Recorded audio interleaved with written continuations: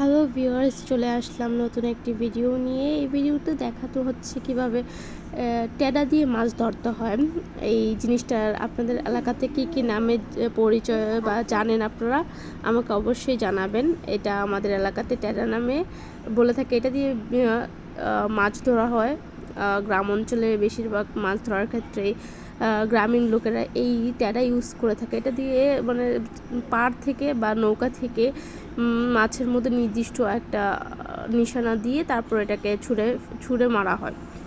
তো যারা এটা সম্পর্কে জানেন তারা আমাকে কমেন্টে জানান, এবং এটাকে কী নামে আপনারা পরিচিত এটাও আমাকে জানাবেন।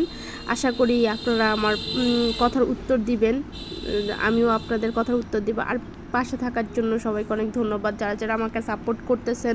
আমি নতুন হিসাবে যে আপনাদের অনেক মানে আমাকে যে হেল্প করতেছেন আপনারা সবাই মিলে, বিশেষ করে যারা আমার ফ্রেন্ডস আছে, ফেসবুক ফ্রেন্ডস, তারাও আমাকে হেল্প করতেছে।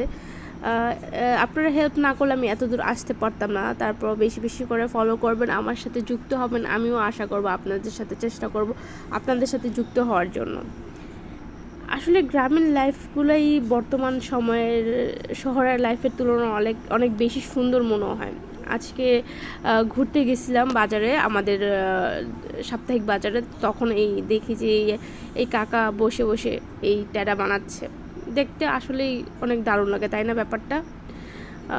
গ্রামীণ লাইফটা কতটা মানে সহজ সরল। তারা অল্পতেই সুখে থাকে, অল্পতেই হ্যাপি হয়ে থাকে, তাদের তেমন কোনো নিডস নাই।